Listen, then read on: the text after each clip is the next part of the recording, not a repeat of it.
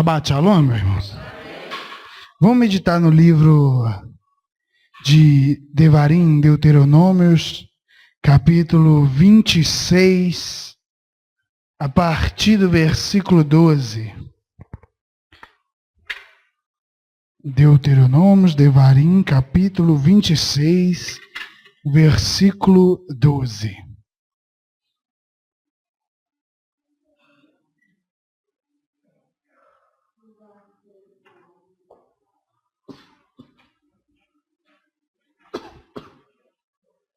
Amém, irmãos? Quando acabares de separar todos os dízimos da tua messe no ano terceiro, que é o dos dízimos, então os dará ao levita, ao estrangeiro, ao órfão e à viúva, para que comam dentro das tuas cidades e se fartem.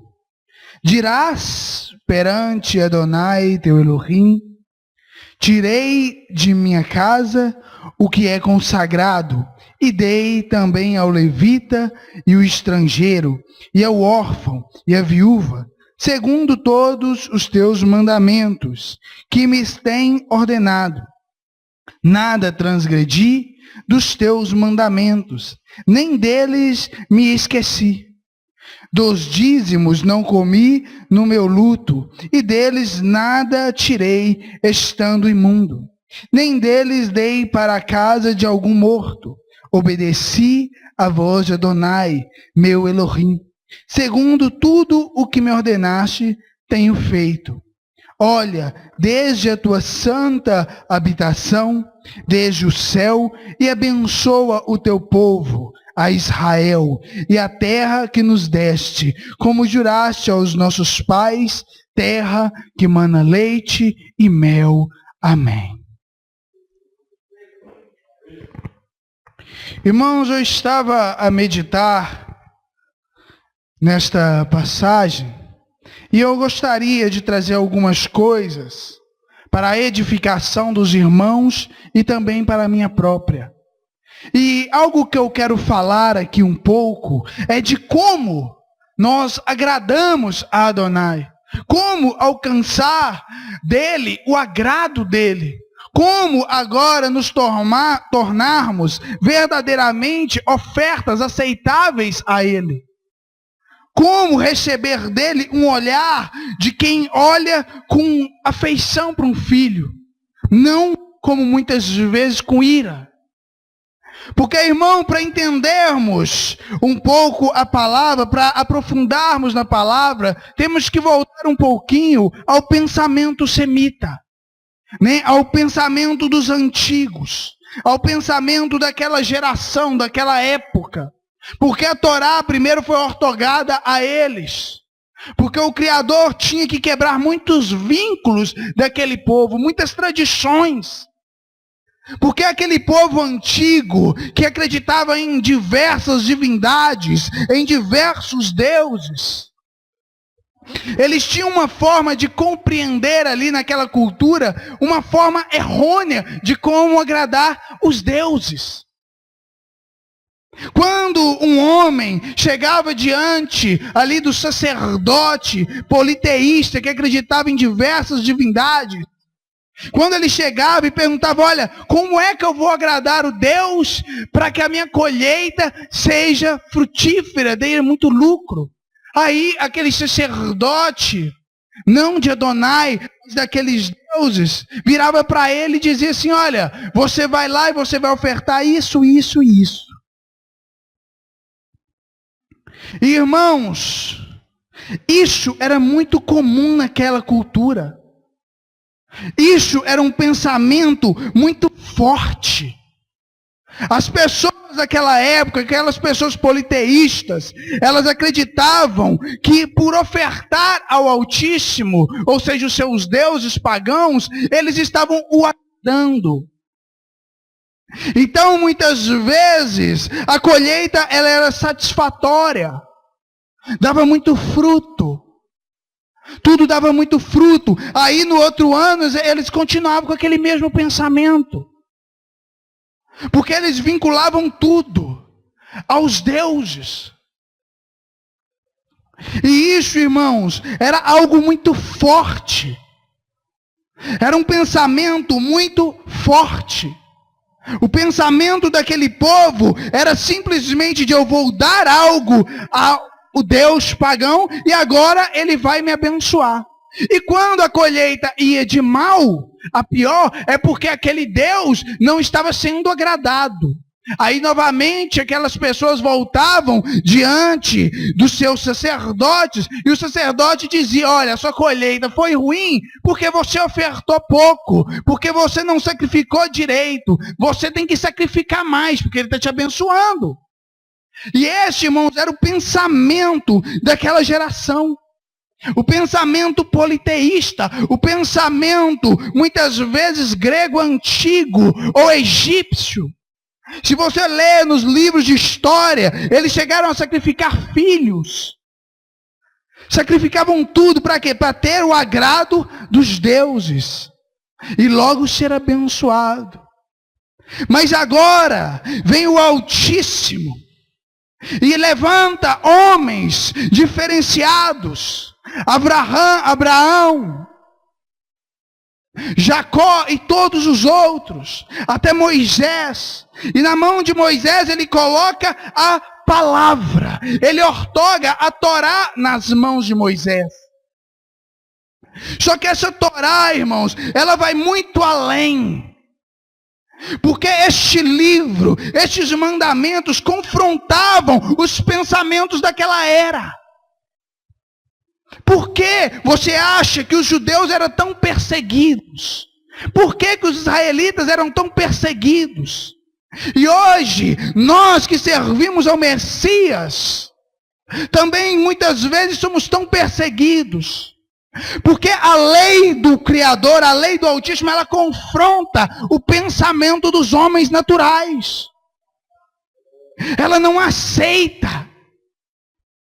Então temos que entender que agora o Altíssimo ele ortoga um mandamento que vai de confronto com o pensamento politeísta. Porque agora aquele mesmo homem que adorava diversas divindades, que ofertava, agora aquele homem era convertido ao monoteísmo, ou seja, servir ao único, soberano, eterno e altíssimo ser. E quando aquele homem se convertia, e agora ele vai ao sacerdote do rei vivo, do Criador vivo, e ele pergunta: olha, como eu vou ofertar do mesmo jeito que eu ofertava a Baal e aos outros deuses? Aí o sacerdote, talvez muitas vezes, vira para aquele homem e vai dizer assim: não, você pode até ofertar, mas você primeiro tem que ajudar o pobre. Você tem que deixar de roubar. Você tem que mudar o seu comportamento dentro da sua casa, diante dos seus pais, irmãos, filhos, esposa, marido, diante do seu chefe. Agora, irmãos, o Criador começa a exigir caráter, transformação do caráter. Ele ainda aceita as ofertas, mas ele quer a mudança do caráter. Ele quer a mudança do nosso interior. Por isso vem o Messias e prega o batismo, para que nós venhamos morrer o velho homem e nascer o novo homem, com um caráter diferenciado. Era por isso que as outras nações não aceitavam. É por isso que aquele povo odiava. Por quê? Porque antes era muito fácil. Eu vou ali, eu entrego um carneiro e eu sou abençoado. Agora o Criador vai virar para você e vai dizer: não, você tem que parar de roubar. Você tem que cuidar melhor da sua esposa. Você tem que cuidar do seu marido. Você tem que ofertar parte do seu para aquele que está com fome e necessidade. Aí isso confronta. É por isso, irmãos, que essa palavra, ela não tem como ser escrita por mão de homens. Porque o homem, verdadeiramente, a carne não aceita isso.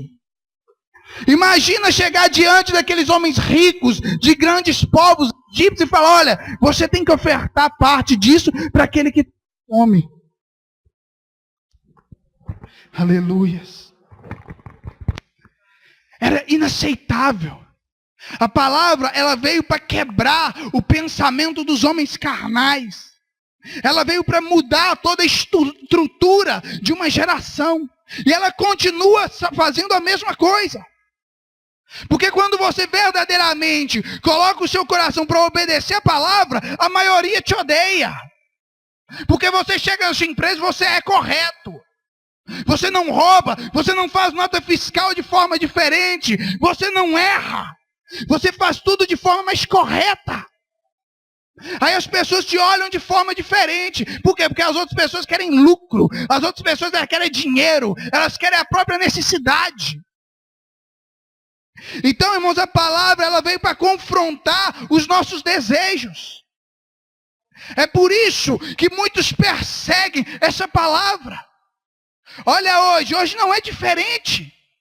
Olha o tanto que o ativismo daquele pessoal homossexual agora combate a palavra. Até criar uma escritura nova eles criam. Para combater, por quê? Porque a palavra, ela não muda, ela não aprova o pecado. Ela não aceita. O Criador veio para transformar o homem, não para agradar o homem. E é isso, irmãos, que faz toda a diferença. Então nós temos que primeiro aprender como agradar Adonai. Como agradar o Altíssimo. E nesse versículo que eu li, ele fala um pouco a respeito disso. Olha o que o Altíssimo diz que o servo verdadeiro dirá. Dirás perante Adonai: tirei de minha casa o que é consagrado. Dei também ao levita, ao estrangeiro, o órfão e a viúva. Olha o que o Criador exige. Você pode até ofertar, mas primeiro vai lá e dá para o levita, vai lá e dá para o órfão, vai lá e dá para aqueles que necessitam. Isso era outra coisa, irmãos, que aquele povo antigo não aceitava.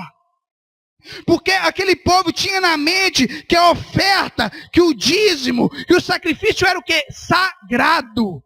Então como é que algo que é sagrado, na mentalidade daquele povo, você vai dar para o pobre? Aquele povo não aceitava, porque a compreensão de sagrado para aquele povo era muito carnal. Enquanto para o Criador o que é sagrado é o que você faz para o próximo. Santidade não é camisa nova. Santidade não é banhar a camisa eterno debaixo de óleo. Consagrar, irmãos, não é levar a camisa, a água para o monte e ficar orando um mês inteiro nela. O que consagra, o que santifica as nossas atitudes que agradam a Adonai, e Ele purifica. Quem purifica é Ele, não é o homem. Então a palavra vem para confrontar o ser humano.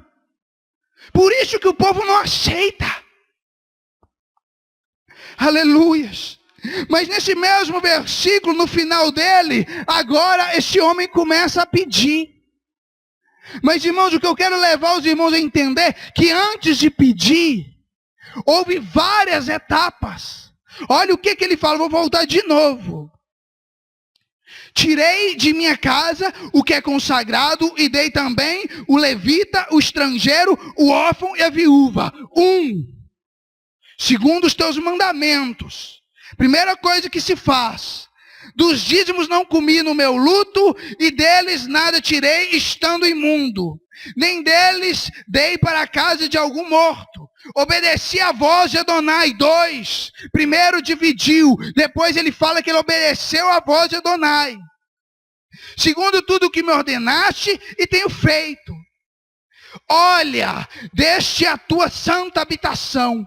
Irmãos, depois que você age, depois que você faz em prol ao reino, em prol ao próximo, aí sim é que você vai pedir. O problema de hoje é que nós só queremos pedir.